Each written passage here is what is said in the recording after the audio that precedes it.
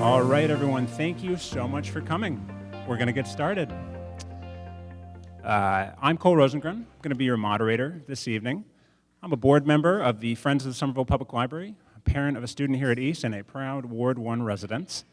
We're very excited to partner with the Somerville Public Library Foundation, who funded tonight's program, along with the Somerville Council of PTAs, to host this event. One note, all of these groups are 501c3 nonprofits and will not be making endorsements in this election. Thank you very much to the candidates, Mayor Katiana Ballantyne, Councilor Willie Burnley Jr., and Councilor Jake Wilson for joining us. This is the latest of many forums during the campaign. We appreciate their participation. Thank you as well to all the volunteers from the organizing groups, as well as the East Somerville PTA, our AV manager Andrew, our interpreters Vanusa and Ingrid, city building staff, my wife Katie for lending me these tablecloths from her restaurant, and everyone else who made this possible. We're also pleased to see so many members of our community here tonight, including folks from the Library Board of Trustees, library and school staff, elected officials, parents, students, and other neighbors. The goal of tonight's town hall is to have a forward-looking discussion about some of the biggest library and school decisions that our city's mayor will face in the coming years. The library is in the process of developing its next multi-year strategic plan. They'll be asking for your input this fall, stay tuned. And as we all know, the school system is also soliciting input on its own survey about building construction decisions, and that issue is expected to go before voters in the future. For the sake of time, we will not be taking live questions, and we ask that you please refrain from interruptions. Anyone who's very disruptive may be asked to leave. One note, we are also filming as well. And if anyone didn't get interpretation services outside and needs them, please see the hallway. We received over 80 questions from the community in putting this together and pulled out key themes. Candidates are going to have 90 seconds to respond, and they may request 60-second follow-ups. We expect to wrap a little after 8 p.m.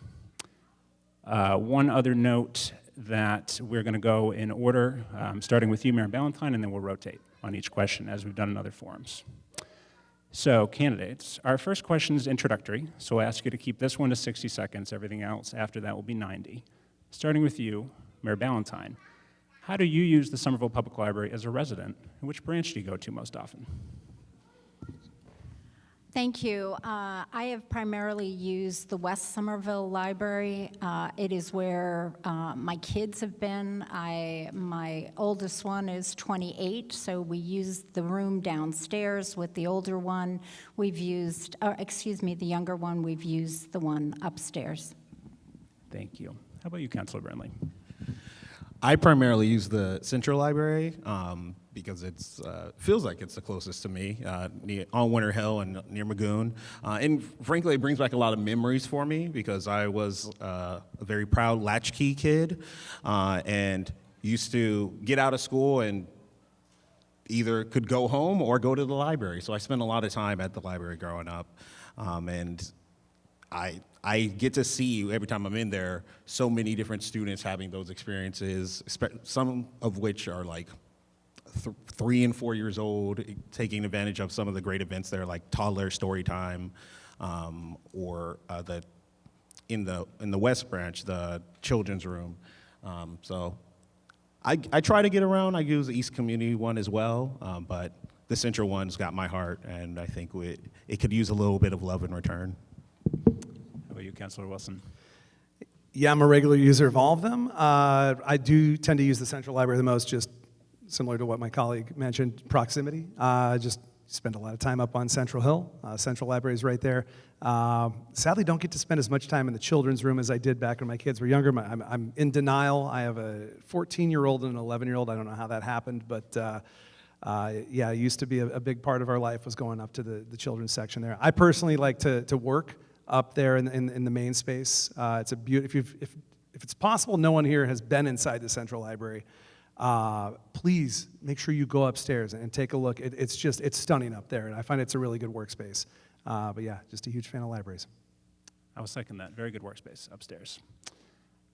Well, thank you for giving us a little sense of how you use the library. Turn to something a little more complex. Last year, as we all know, the library's central branch temporarily reduced its hours in the afternoons due to disruptions from teens. This is just one of many issues that have put a strain on library staff, prompting some to leave for other jobs. The library has since hired a social worker and a security guard, paid for by state grants. But what else can be done to create a safe and supportive work environment for library staff? Councilor Burnley, we'll start with you. Thank you. It's a really important question, and I just want to really underline the first piece of what you said. Last year, the library saw a lot of issues that really impact our community. Safety being one of those for staff and quite frankly, even for the materials there. There was reports of firecrackers being put in book drop-offs,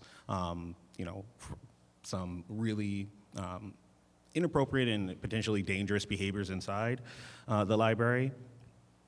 I'm glad that the city had responded with the social worker, who was fantastic, Mr. Savage, very kind, ironically, and a great resource. And one of the things I think we should be doing is actually expanding that program. So folks who don't know, this library now has a social worker program, and Mr. Savage will meet with folks one-on-one. He will help people get connected with resources such as SNAP or housing referrals. It's something that's really impactful, and I think that we should be investing more in, because our libraries are spaces for, frankly, some of our most vulnerable residents. It cuts across class lines in a way that most spaces do not. And when you have those kind of spaces and can get children in there, you have to have folks who are going to be able to be helpers and make sure that they give everything they need to thrive in and outside of that space. Councilor Wilson. Yeah, that was a really rough period for our city. We all remember what that was like. The reality is, if you were up there and if you were talking to librarians, this was a situation that had been building for some time. I first became aware of it almost a year before things finally came to a head. Let's call it what it is. We had librarians working in a hostile work environment. We saw it. I heard from librarians. I heard from the partners of librarians about what they were going through there, and it was not acceptable. It wasn't until the director of libraries went home one day, covered in blood, threw out her shoes, changed out of her clothes, then things got taken seriously at that point. And that's when there was action. Unfortunately, it was a knee-jerk reaction of closing the library, because we did not deal with the root causes and what was happening up there. Instead, there was a decision to just close the libraries, and that went over very poorly with the community. I'm glad that we've seen the social worker. I'm glad we've seen security added there. When I talk to librarians now, they report it is generally calmer there, but that was a very rough period for our city, and a lot of people are very upset about a decision to just close the library rather than find a better solution. Thank you. Mayor Ballantyne. Thank you. I consider the safety of the staff as paramount. It's absolutely so. There were lots of discussions, but there was one thing that I was really steadfast on. The library director wanted a police presence in the library, and I disagreed with that. And police presence makes the cradle to pipeline, the cradle to prison pipeline active, and so I wanted an alternative response. And we temporarily had to modify the hours of operation, so we hired a security company. Specifically, we were looking for having folks who were trained in de-escalation, and we installed cameras. Thank you. Councilor Burnley, you want to respond to that? Yeah. Yes, please. Just really briefly, because I'd like to expand on that question, and I'm going to, because I respect the timekeeper, I'm going to just pause. I'm just gonna Thank pause. you. There we go. There we go. Yes, there were certainly safety concerns at the library last year, and the city should have been more transparent, should have been more communicative, and should have moved more quickly and urgently in addressing those issues. But I do want to note that those safety concerns were not only from teenagers. There were incidents that happened in the libraries where employees were making hostile work environments for other employees. And that is something that we also can't have in this city. And I want to make sure that as a community, we are very clear, and as a workplace, we are very clear that harassment of any kind is not acceptable. And that's something that I've fought for on the council by trying to pass an ordinance that would give more benefits to survivors, paid time off, and I would do more on that front as mayor. Thank you, Councilor. I am happy to report our social worker now has 2 new interns that just started, and they'll be with us for the full academic year. So some additional support coming soon to the library. We heard it was not just teens, but we know teens were a big part of this, and it's a part of a broader discussion, how to support our teens in the city. There's been a lot of talk about opening a dedicated teen center in the city. Councilor Wilson, this will go first to you, and then we'll go rotating to you, Mayor Ballantyne. Do you view this as being separate from existing school or library space? And either way, what kind of programming would you want to see at a dedicated teen center?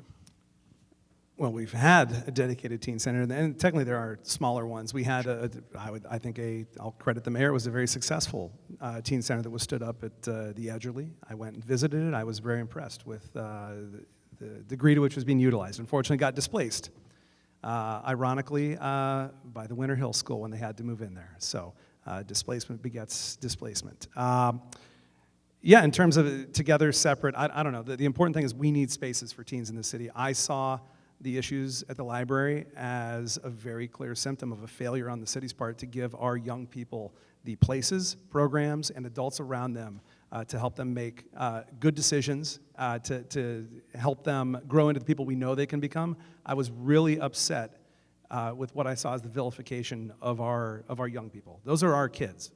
I know those kids. I coach some of those kids. Those are good kids. It was infuriating to read some of the things I read about them. That was a failure on the city's part. We failed our kids. We failed our librarians. And we should not be blaming the library staff for expressing concern, and we should not be blaming the kids for a situation we put them in. So yeah, we need a lot more teen programming. We need to put them in a position to succeed, because right now it's not happening. Thank you. Mayor Ballantyne, going back to you, what else can we expect for teen programming from the city? What would you like to see? Great. So the first thing we would do is we talk to the teens. When I talk to adults, they say they want one teen center. When I talk to teens, which I interviewed with them, they interviewed me, they said they want 15-minute walk centers. So that's why in the first year as mayor, we set up 3 locations. One in the east, one in the central part of the city. We also, which was the library, the Edgerly, the library, and the Powder House School. And we have the librarian, the youth librarian was fantastic in saying that this is a good space for the youth. Additionally, Parks and Rec office, which is at the Tab, is also, we're trying to create space at the Founders, that it's an intergenerational team, and partnerships with Volo and volleyball and field trips. I've created a youth services division and hired a youth services director. We employed over 200 teens at 30 sites during the summer program, and we've expanded that year-round because the youth have said that they also want to be able to work year-round. Thank you.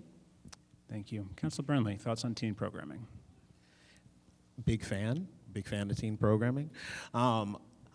I certainly believe that we need to have dedicated, permanent teen centers throughout the city.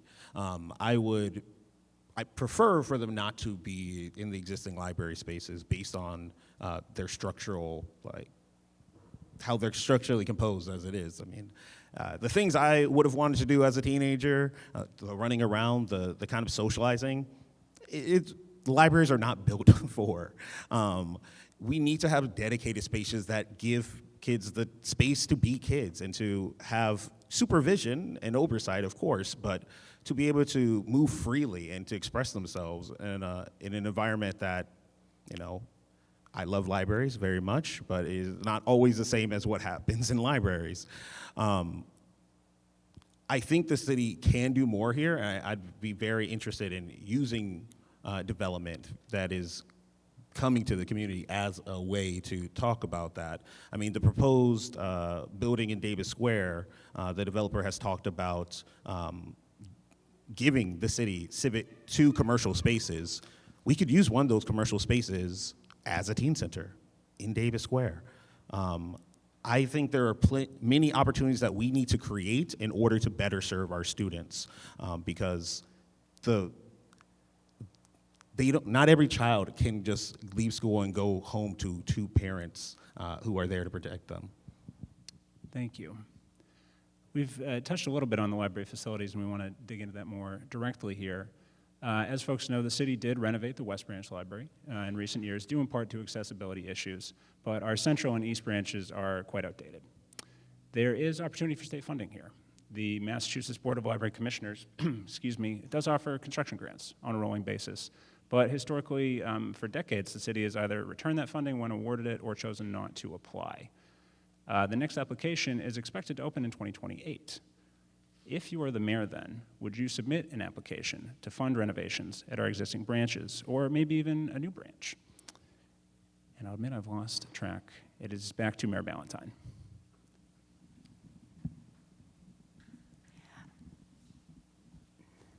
I want to build and update all of our facilities. I think that is important. Libraries represent our culture, our values, are a third space for them all. And we are certainly looking into that. We will be working collaboratively. When I started, I invited all departments, whether it's school or city, to work together if they manage a building or are in charge of a facility, so we can put together what our capital investment plan is and what our priorities are. And my goal is to update all our buildings, but certainly our libraries, as soon as possible. Thank you. Councilor Burnley, how would you update the library? Would you apply in the next round of funding? I absolutely would apply. I think our grants department is one of the departments we actually need to be investing in the most at this point. It is really critical that we can fight for those dwindling, in times, federal funds and state funds to meet the needs of our residents. And I mentioned earlier that the Central Library deserves a little bit of love back, and this is exactly what I was talking about.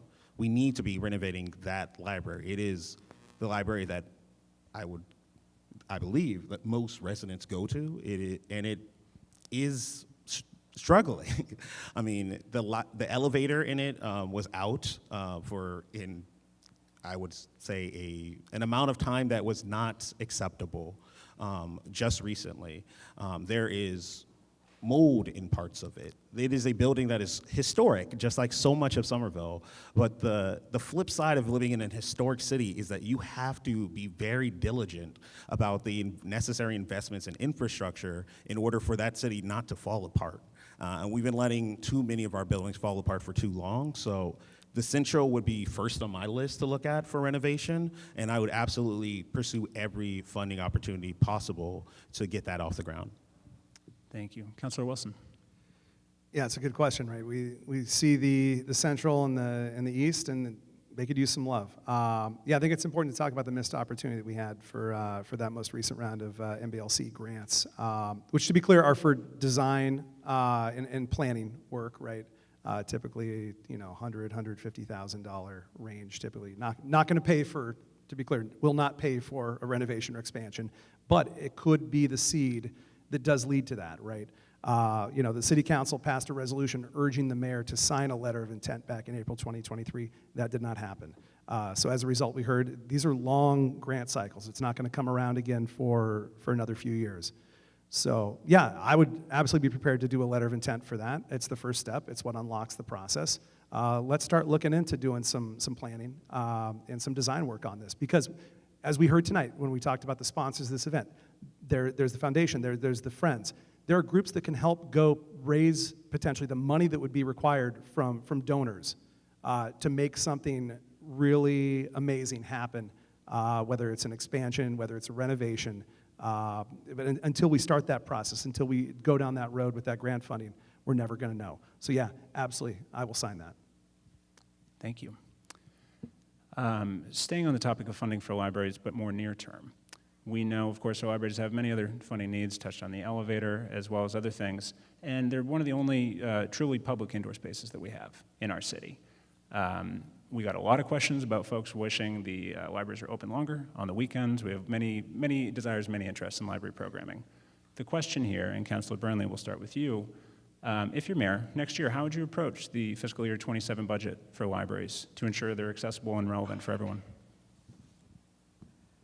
Yes, I just mentioned that I'd be pursuing any grants available to start the process of renovation, including first step, design, outreach, community input.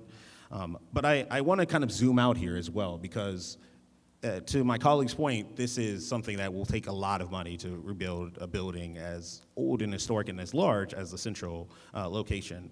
And some of that money historically would have come from the federal government.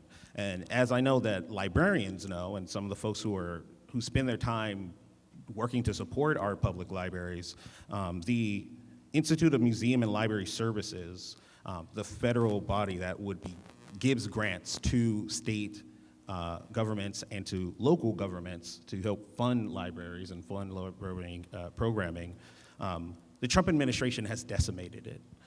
So, for example, just recently, they canceled about 1,200 competitive grants, 1,200 grants around the country. And Massachusetts receives annually $3.6 million of funding for our libraries from the state, which comes from the federal government. And the state matches a part of it, not fully, but about 60–70% worth. That's funding that we could be using to do the things that we need to do at the local level to rebuild our struggling libraries. We need to, as mayor, I would be advocating as well to the state government to help boost their matching funds, because when the federal government fails us, we need to step up locally. Thank you. Councilor Wilson, next year's budget cycle, how would you approach the libraries? Yeah, it's budgets are something I definitely know a little bit about, having chaired the finance committee the last 4 years. The next budget cycle is going to be a pretty fascinating one because there's a lot of uncertainty, right? Maybe more than I can remember in a long time, possibly going back to I'll say the 2008 Great Recession. We don't know what it holds, right? We have $19.5 million in federal funds. We're still waiting to see what happens with that. It could blow a giant hole in the budget, right? So with that uncertainty, it's going to be important that we, to Councilor Burnley's point, that we explore, all the grant funding we can get for it. I look at things like, we talked about earlier about the positions, the social worker position that's being stood up with the state aid for libraries. It's about $75,000, right?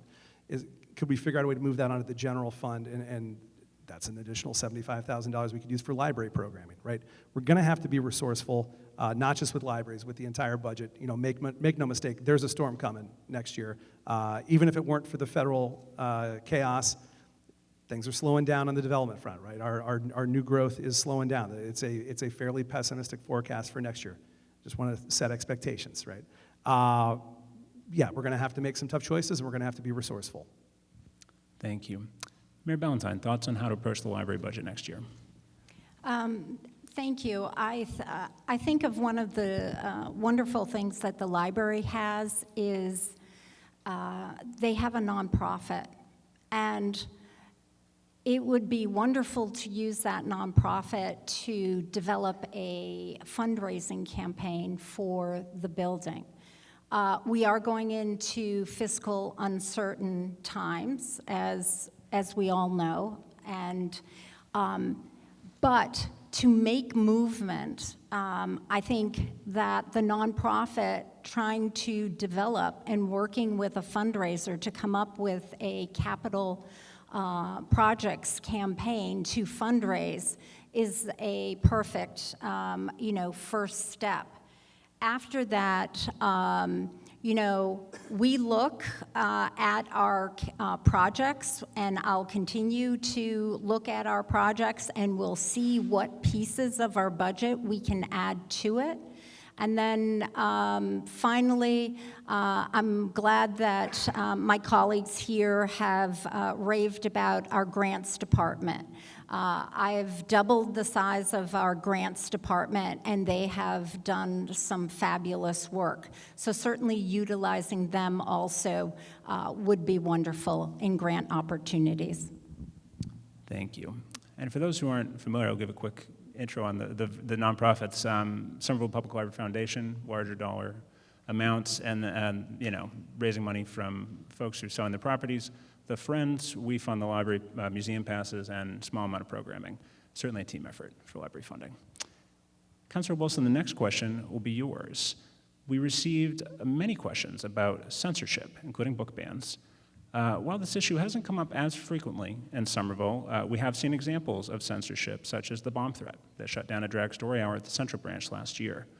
What specific role would you take as mayor to respond to any political pressure over books, library programming, or other curriculum decisions? Yeah, we're fortunate to be in Somerville, where I think that there is generally a community value of just respecting free speech and opposing censorship, book bans. You know, we remember the incident mentioned, you know, with the bomb threat, which was an awful moment for the city. I think the role of the mayor there, quite simply, is just to stand up, speak out, and state the values of our community and make sure that everyone knows where we stand as a community. That's really a key role for the mayor. And then to be there for staff who are impacted by it, for community members who are impacted by it, just to stand with them, talk to them, you know, be with them in a very rough moment like that. But yeah, you know, I want everyone to be clear. Somerville is not into censorship. Somerville is not into book bans. Somerville is not into any of these things. And I'm really, really grateful to live in a community where I don't have to question where we're at on that. Thank you. Mayor Ballantyne. Thank you. I'm really appreciative of the question. I agree with Councilor Wilson. I feel so fortunate to be in Somerville. It's one of the reasons that I decided back in the early 90s to stay here, because people were talking about how they were valuing diversity. And in my inaugural address, I stated then that we're not banning books, we're adding books. The Trump administration has directed me to remove DEI language from our city policies. I won't be bullied. I'm suing the Trump administration to protect our rights under the 4th and 10th Amendment, and I'll certainly feel comfortable in suing them for the First Amendment also. Thank you. Councilor Brenly. Thank you for the question. I remember the day you described where there was a bomb threat vividly because I was there. I wanted to show up to support our trans and queer youth who were there for a drag story hour and who were met with not many, but a few very passionate counter-protesters who didn't believe that queer children should be able to have space or expression and community in Somerville. And one of those counter-protesters actually, with a bullhorn, said in my face that God did not love me by name, said, God does not love you, Willie, because I was standing up for children.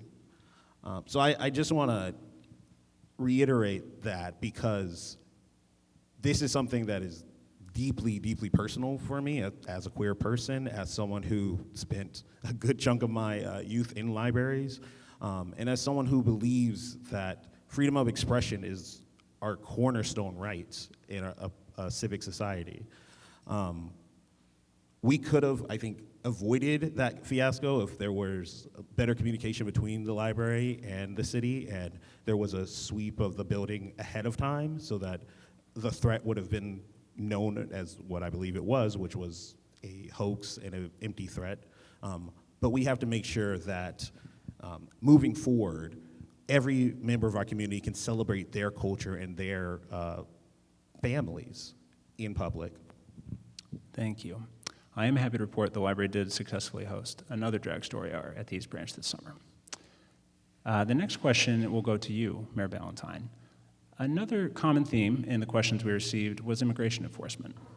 This, of course, can affect students and library patrons and is a particularly serious concern for the families here at East.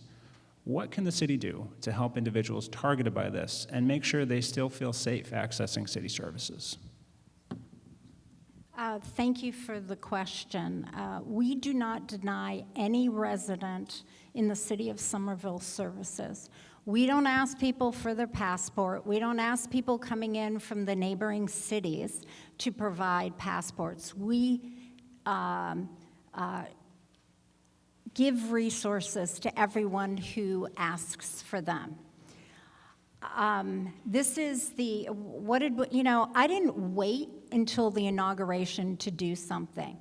I immediately started doing Know Your Rights trainings with our Office of Immigrant Affairs. We did the gut-wrenching work of guardianship papers for families that are mixed status. I added legal resources. We started doing that in November, December, and then January, the inauguration came. And then what happened? The inauguration came, and in a few days after the inauguration, the president said he's going after sanctuary cities. Well, we are a sanctuary city. I'm the leader of a sanctuary city. I'm a naturalized American citizen. I understand very intimately what is going on, and our residents appreciate the fact that we're standing up. The immigrant families come to us all the time. We do not use our police for immigration or mass deportation efforts at all, and that is the unconstitutional piece of one of the lawsuit that we filed, or that I filed. Thank you. Councilor Burnley. Thank you for the question. This is, of course, something that's come up when I'm going around the community talking to families, the fear, the chilling effect that ICE has had on our community. We've had instances where, we've sent out canvassers to talk to our neighbors about building a better future that's more affordable, that's more accessible, that's more accountable. And before we can even have the conversation, they hear a knock on the door and scream, "It's ICE." That should not be the reality of our community. We are a welcoming community. We have laws in place that show that we are not cooperating with the federal government on this, but unfortunately the reality is they are sneaking into our community and snatching people off the street. One of the things I'd like to do is have a citywide mailer to every household in Somerville with a Know Your Rights pamphlet that explains to folks what their rights are, what to be looking out for, a hotline that they can call, and also begin the process of the community organizing we're gonna need to fight this. As the mayor, as a city, there's only so much we're allowed to do. I have to be cognizant of that as much as it frustrates me. But as a community of people, there is so much we can do. And I've watched other cities in this country fight back against ICE and push them out of communities. And in fact, we've pushed them out of Somerville at least once before when they were in front of the high school. And as mayor, I would use the city's infrastructure to help bring our community together around this common value and fight back. Thank you. Councilor Wilson. Yeah, really important, timely question. First thing we can do is make sure that we have our comms and our messaging down. Make sure that we're communicating directly with people in their language. I like the idea of a citywide mailer. I think both of us have brought that up previously as well. That's important, right? The Know Your Rights trainings that are happening, expand those. Work with community groups, do many more of them. We have to get the word out to people. Make sure that community members know what to do if they see ICE in the city, right? And that's to call Luce, to maintain distance, take video, very important. Work with those community groups, and also just make sure that people get the message. These are safe spaces for you. Our schools are safe spaces. Our libraries, our city buildings are safe spaces. We have to get that message to people. It sounds simple. It's an important thing to get across to people, that people understand when you go here to a school, inside the school, you are safe. In terms of real action, plans and preparation, right? Both on the operations side with schools, making sure we know what to do should ICE show up around a school. Also working with families, make sure there's a plan. Make sure that people know what's going to happen, should the worst happen. And then also, what can we do for each other as a community? What can we do, how can we encourage people, if you have a neighbor who's afraid to leave the house, can you walk their kid to school for them so they're not out there putting themselves at risk? Because we've seen ICE show up around schools. So this is a very real threat. But yeah, we need to be messaging and doing. Thank you. Councilor Brindley, this next question will start with you. Turning more specifically to schools, one of the biggest issues right now, of course, is the construction of a new school after the Winter Hill closure. As we know, students are currently in outdated conditions at the Edgeley. Families are frustrated by the timeline for a new school.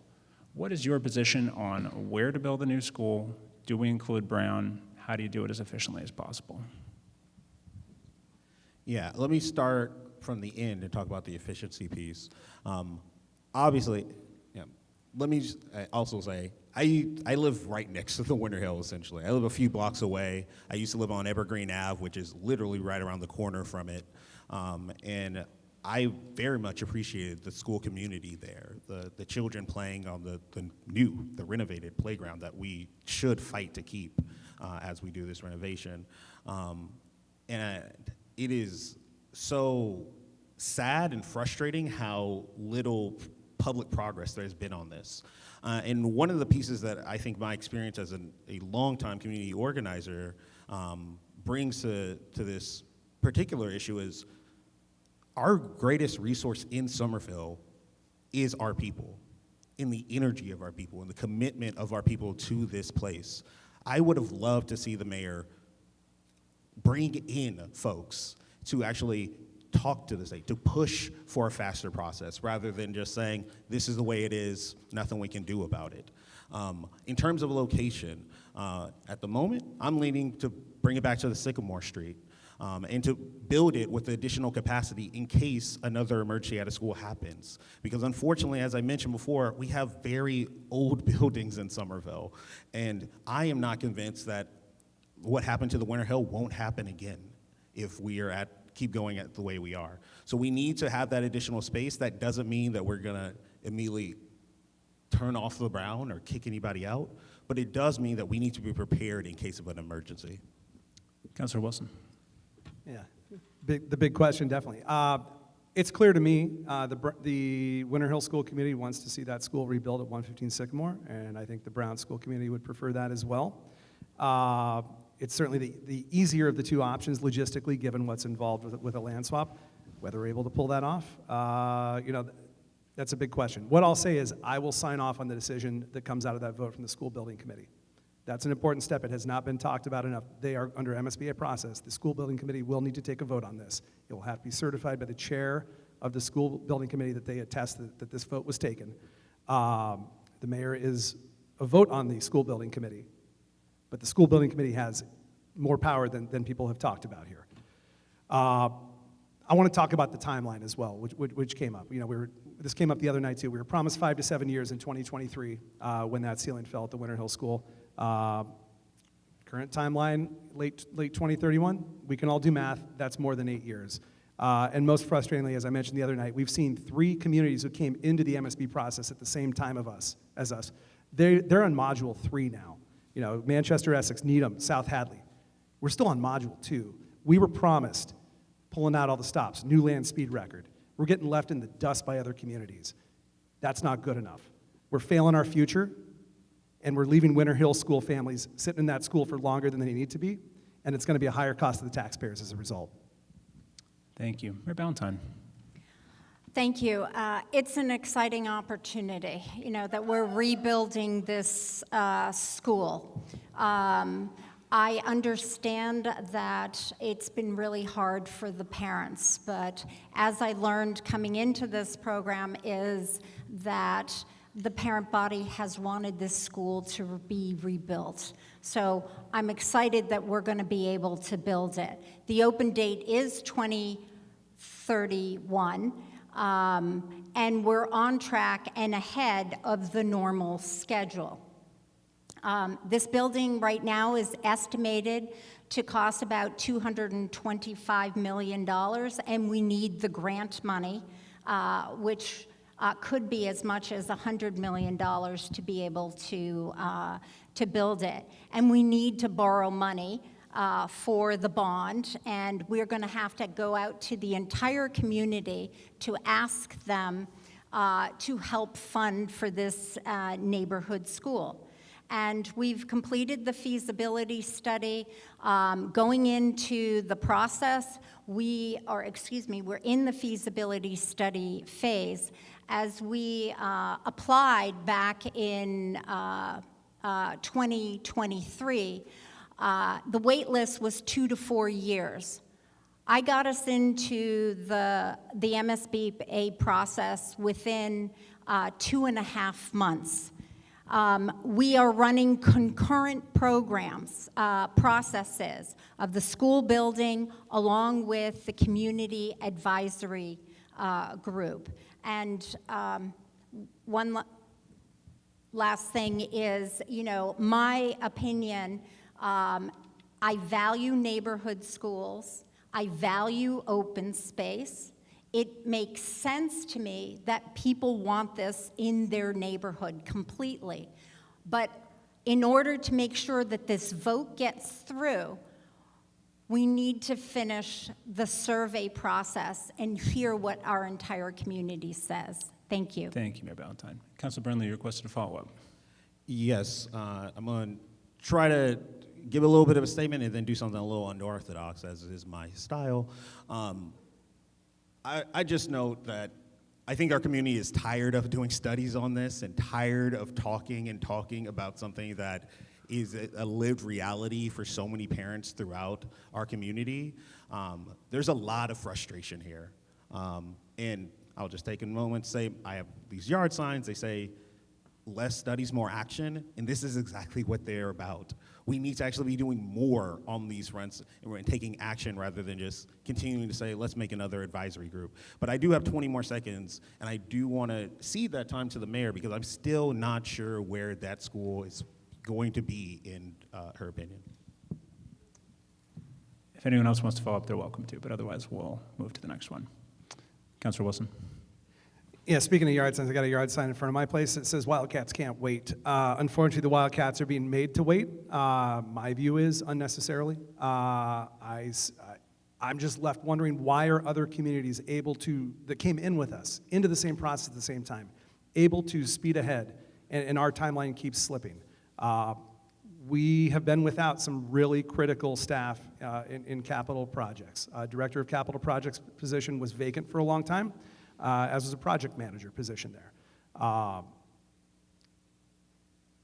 Why these were allowed to be vacant? That's a story for another time. I'll say it was a failure of management. And I could not think of a worse time to have those two critical positions vacant than when we're trying to speed along construction of a new school at a time when we've displaced a school from its home. Yeah. Thank you. Mayor Ballantyne, would you like to respond? Yeah, so we have to, in order to get the $100 million to fund the school, the $225 million, we can't fund it just off our operating budget. We need that $100 million. And the process is laid out, the grant program through the state is laid out very clearly. If they say we need a feasibility study, we have to do a feasibility study, because that's the way we ensure that we get the most money we can and put less burden on the taxpayers and onto the renters here for the cost of rebuilding the school. Thank you. Thank you. Councilor Wilson, this next one will start with you. There's a lot of focus, obviously, on the Winter Hill School and possibly Brown, but as we know, there's tens of millions of dollars of upcoming capital needs at our other schools, regardless of what the decision is about Brown, including to try to meet some ambitious climate targets. Some of this could affect the voters as well. How would you balance these other funding needs with the larger school construction project? Yeah, it's where we find ourselves right after decades of kind of kicking the can down the road and doing some deferred maintenance. Those bills are coming due. Yeah, and we do struggle as a city with maintenance. I'll tell you, it's not helped by the fact that we are short-staffed. We have a lot of vacancies. We need to rebuild our municipal workforce through recruitment and retention. We have these turn-of-the-century schools, right? 4 of them in the city. They need their systems to be replaced, the chillers and the heating systems, and with efficient, good heat pumps, right? And they need to be, if we're going to realize our decarbonization goals, and we need to have envelope work done. I talked about this the other night. We missed an opportunity here recently to apply for some grants that could have helped offset some of the costs of the work on those schools. And now we're going to be replacing dirty systems with new dirty systems and kicking the can down the road, till the next time that it's time to replace them. I think we need to get started on the building envelope work there. That's one way we can be ready the next time we get that opportunity. I also know, I know about the school improvements. I was president of the Friends of the Healy School. I remember well the struggle to try to just get sound panels at the top of the cafetorium in the Healy School. It is cacophonous in there, right? I remember that starting that work in, I think, 2017. It's finally happening now. We have the new high school, the elevator is already struggling there. We have a lot of capital needs in this school, in our schools. We have to be budgeting appropriately for that. Thank you. Mayor Ballantyne, how should we balance these other capital needs at the other schools? Thank you. Yeah, we have some aging infrastructure, decades of deferred maintenance. In 2022, when I came in, I put aside $8 million that came from our free cash in a fund, a stabilization fund for schools and buildings. I've invested in our DPW's capacity for prevention maintenance. So for the first time, we have a plan together to work on our buildings to make sure that they are maintained and that we don't fall into these areas. I've also directed the infrastructure and asset management to plan capital investments to prevent building failures. We're investing also in sustainability every step of the way. Our recent new chiller at the Kennedy is an all-electric chiller, and we have projects for our commercial kitchen at the Argenziano, a new classroom, and there's work being done at the Healy. Thank you. Councilor Burnley.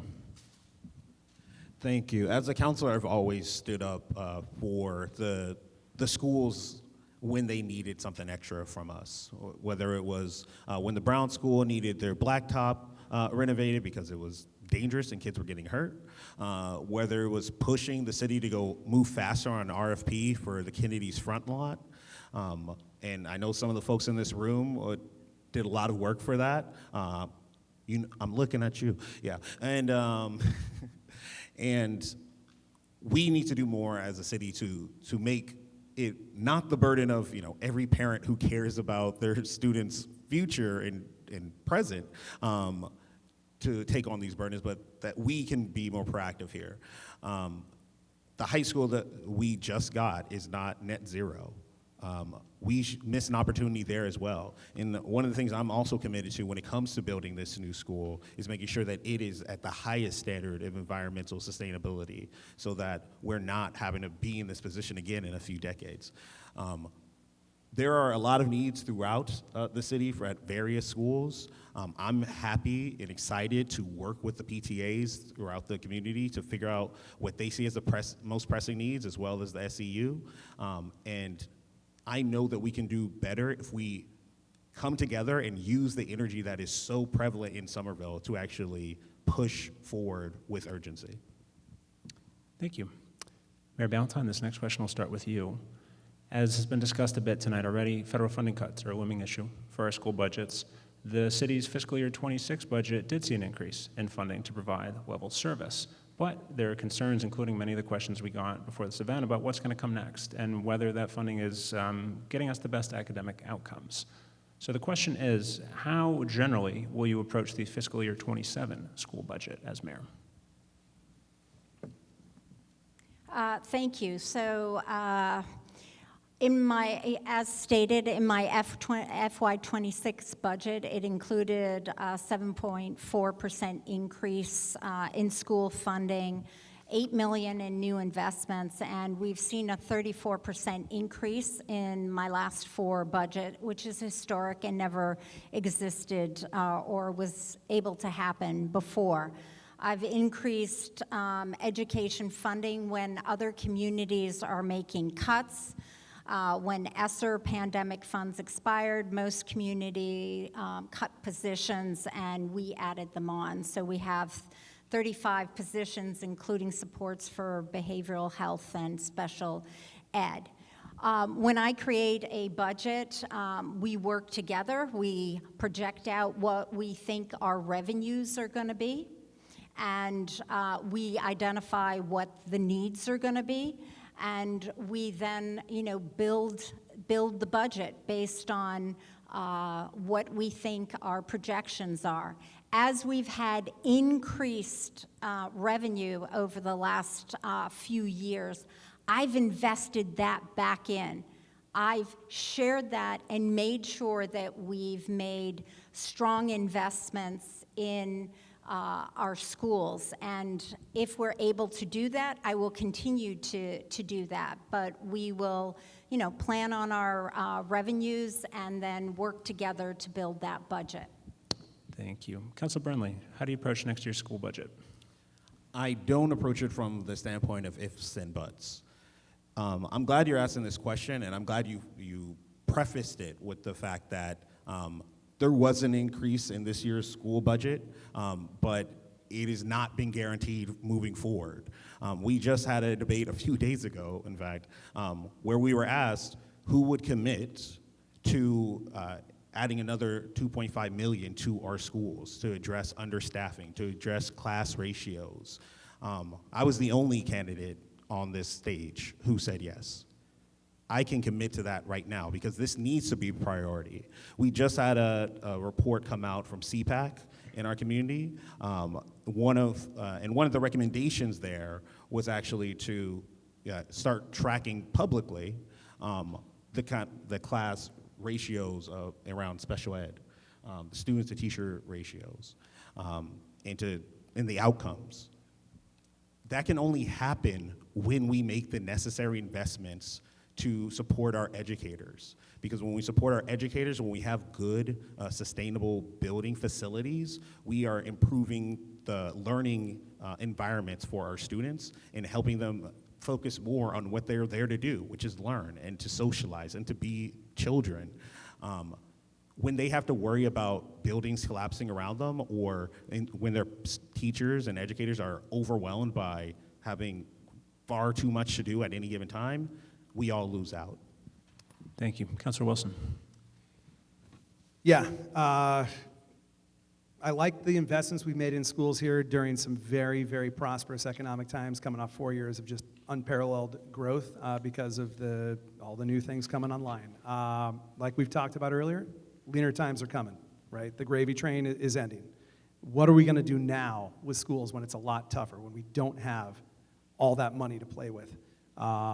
Yeah, we were asked to commit to a 10% increase next year for schools.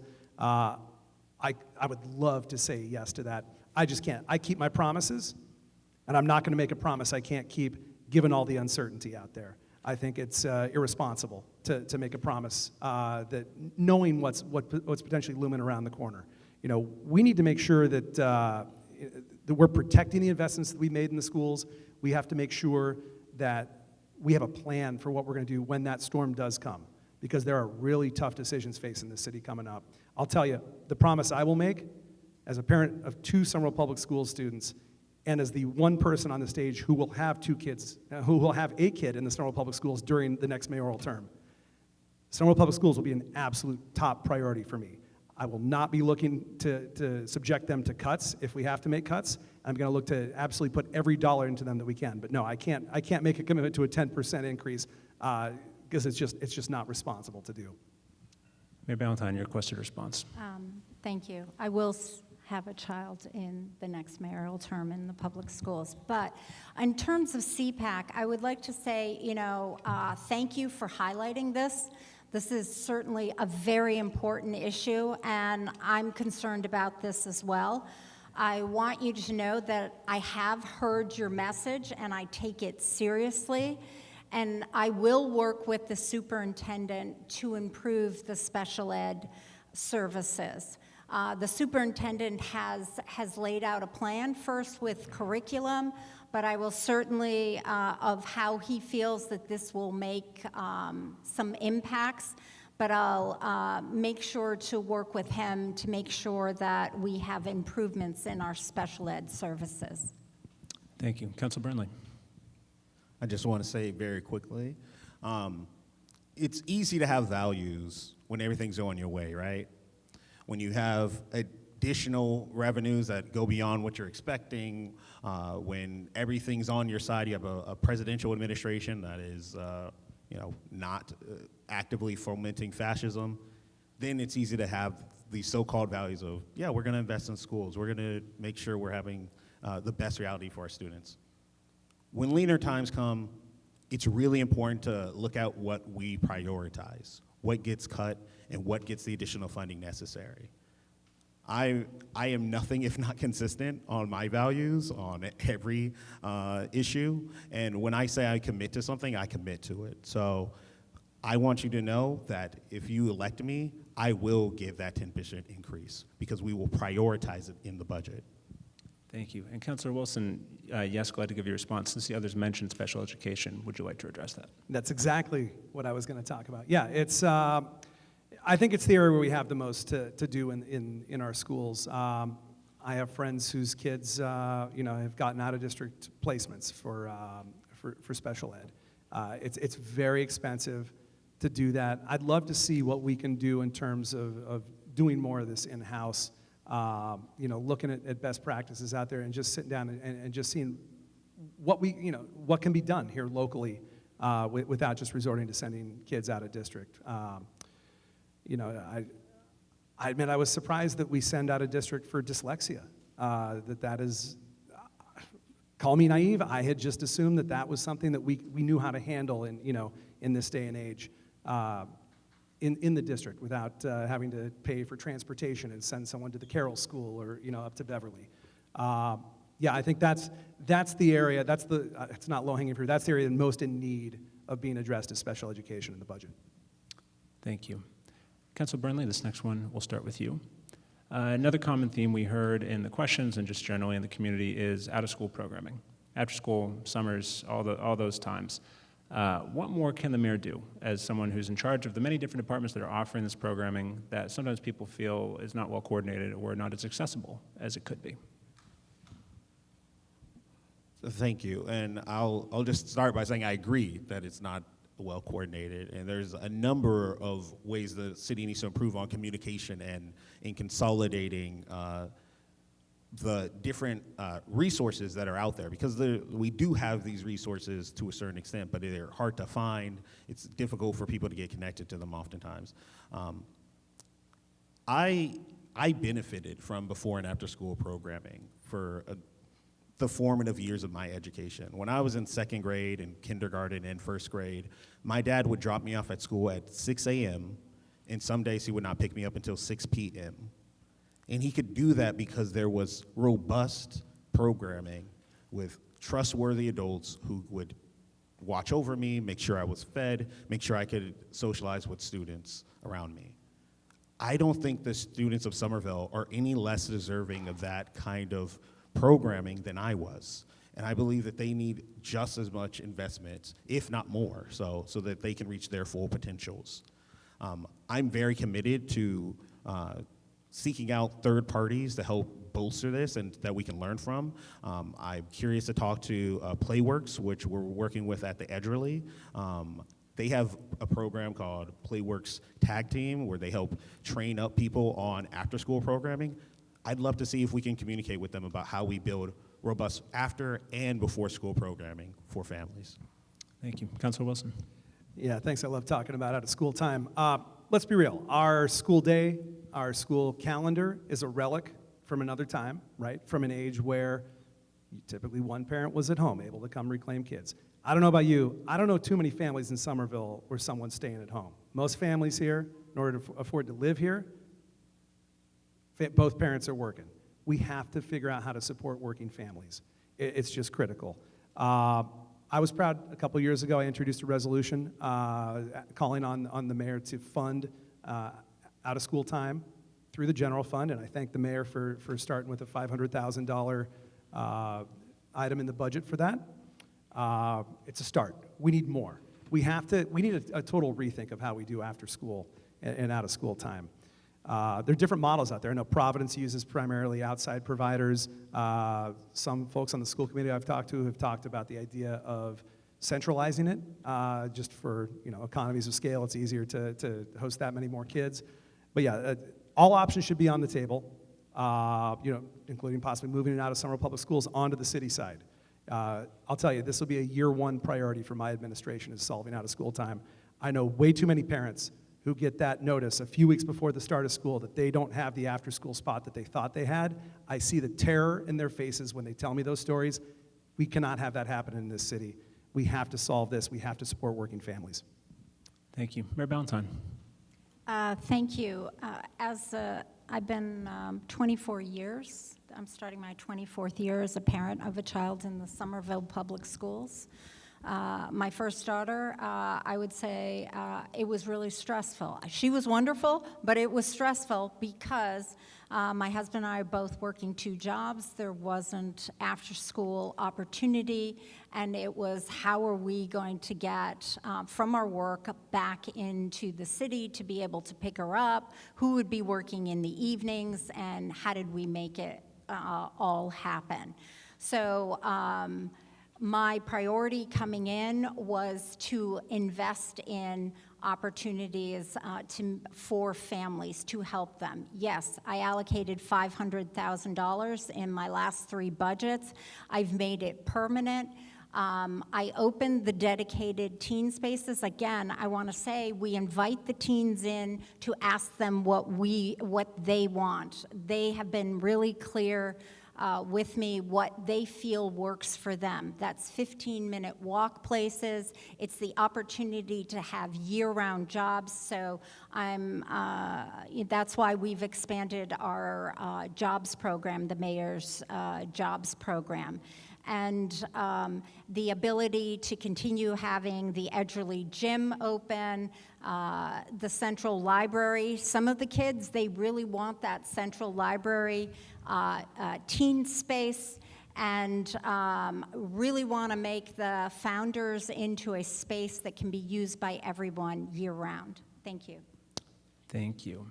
We're heading into our final 2 questions, folks. Thank you for your time. Coming back around to the theme of supporting staff at both our libraries and our schools, something we heard a lot in the questions was housing. Many people who work for our libraries and schools can't afford to live here. Councilor Wilson, we'll start with you on this. What can you do to make that more affordable for them? Yeah, this is a very big question, and we know it's an issue because we see what the parking is like up on Central Hill on school days, between, a lot of teachers trying to find parking spots. We hear the stories about how terrible it is on street cleaning days and when there's snow emergencies, and that impacts library staff as well. There's just not parking around there because so many people are coming into the city from the outside. That's why. That's the cause of it. Because people who work those jobs generally are not able to afford to live in our city anymore. I have a colleague who likes to say that if you have a community where the people who work there can't afford to live there, you live in a resort. And that's the reality. We have to figure out how we get back to having the kind of affordable housing here we used to have. This whole city used to be affordable housing back in the day, right? We have a goal of having 20% of our housing be affordable housing. We're never going to get there if we're only doing the minimum 20%, right? We have an inclusionary zoning requirement that 20% of developments over 4 units have 20% inclusionary housing. Mathematically, we will never get to 20% if we're only doing 20% of additional projects. That's why we need more exciting things like big 100% affordable housing units. Things like what's getting ready to break ground, hopefully later this month at 299 Broadway, right? How do we incentivize people to go well above that 20%, right? The tools that are at our disposal, how could, from tax breaks to direct subsidization, to getting creative with MassWorks grants. We have to incentivize the workforce housing and the affordable housing that people need. Thank you. Mayor Ballantyne. Could you repeat the question, please? Of course. We've heard that a lot of library and school staff don't live here and don't feel it's affordable to live here. How can we make that more attainable for them? Thank you. So I certainly support the libraries, the library staff, and I always have. Our libraries represent Somerville's culture and values. And when I became mayor, I found out that our librarians, what they got paid, okay? And that their wages were really low. And I increased their wages. How did I do that? By doing a wage compensation study that had not been done in decades. So the starting wages of some of the librarians was $52,700, and that has increased to $70,000. If I hadn't done the wage compensation study to compare what their wages were, the average of like a 3% increase would have been, $52,700 to about $57,000. So one of the ways in dealing with the affordability is paying people what their job is, paying them equitably, and yeah, thank you. Thank you. Councilor Burnley. All right, thank you. And the question's on housing, yeah? Affordability for staff, yeah. I'll say I first moved to Somerville partially because the person I was dating at the time said, hey, look, there's a relatively cheap apartment that we can move into. Wonderful. That is a story that you will not hear in Somerville very much anymore.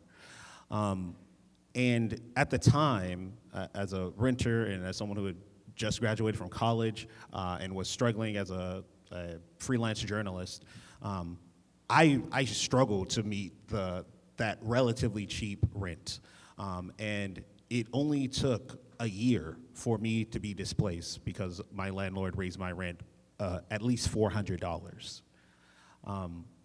The next year, Mayor Curtatone created the Office of Housing Stability so that residents like me who face displacement can have more resources from the city, could get connected to housing lawyers, could stay in this place that we all love. As mayor, in my first budget, I'm gonna create an Office of Social Housing so that our housing plan is not just left to the market or to developers, but that Somerville can actually have a real stake in that and build permanently affordable housing, acquire buildings, or work with nonprofits like Just a Start to actually build permanently affordable housing. And that's part of why I was endorsed by Somerville YIMPY, because I'm bringing forward bold, pragmatic policies that we can use to actually build workforce housing. Thank you. We have come to our final, Mayor Ballantyne, did you want to respond? Yeah, so on the affordability side, what I've said to people is I want to give them the whole coin. On one side of the coin is the costs of living here. That's where the wages are. That's where to tackle some of the costs. On the other side of the coin is the housing. Currently, we have 974 affordable housing units in the pipeline that a decade ago, we were lucky if we had double digits. I instituted an early acquisition funds that helps nonprofit developers compete with market rate to develop housing. There are some projects that are out there that are looking at mixed income housing that are struggling to get funded. But additionally to the 974, I launched a municipal voucher program, which is the first of its kind in the state of Massachusetts. And I also connected parents of kids and families in our public schools. We identified 29 families who are no longer in jeopardy of being displaced because they were able to get a municipal voucher. Thank you. Thank you. Well, folks, we've come to the final question. And in the interest of time, we will aim to keep these responses closer to a minute, please. Mayor Ballantyne, it is back to you in the order. We know we've talked a lot about issues for libraries and schools as they relate to families tonight, but we know these spaces also are relevant to everyone in the community in various ways. Is there anything you haven't discussed tonight, or anything you want to get out there about how to make these places feel relevant to people throughout their lives? What is your long-term vision for libraries and schools in Somerville? I'm sorry, I didn't really hear that well, the beginning of what No you problem. said. If you could repeat it. Sure. Yeah, just saying we've talked a lot about libraries and schools through the lens of families, but wanted to hear any big picture parting thoughts on what they mean for Somerville residents of all ages. Thank you. So I support the concept of schools and libraries as third spaces, you know, after home and work. Where can residents find friends? Where can they join a club? Where can they find resources? You know, I know in the West there are sewing clubs, knitting clubs, besides the traditional book clubs that are there. So I think that that is a wonderful place, both in the libraries and the schools with these third places, to be able to build a stronger community, get to know your neighbors, whether you're doing Fabville over in the high school and learning new trades, making friends. I think that it's a community building effort, and I really appreciate the opportunity of having these third spaces to add to our culture. Thank you. Councilor Brindley, any parting thoughts on your long-term vision for schools and libraries? Absolutely. These are hubs for our community already. It's both schools and libraries. Libraries as third spaces, as the mayor mentioned, where people across class boundaries and across geographic boundaries in Somerville meet together and talk and get to know each other. I would love for the city to work more closely with the Somerville Public Libraries to both expand the programming that they offer, some of which goes beyond just students. They have events for learning how to mend your clothes when they get tattered. They have events about how to learn about seeds and planting. But also, we need to actually let people know these things so that they can have more attendance. A lot of people don't know what's going on in our libraries. And our schools also should be hubs for our community. They could offer wraparound services. They can be spaces where we gather and communicate across difference. I would love to make sure that we are using these spaces to their maximum intent to bring people together. Thank you. Councilor Wilson.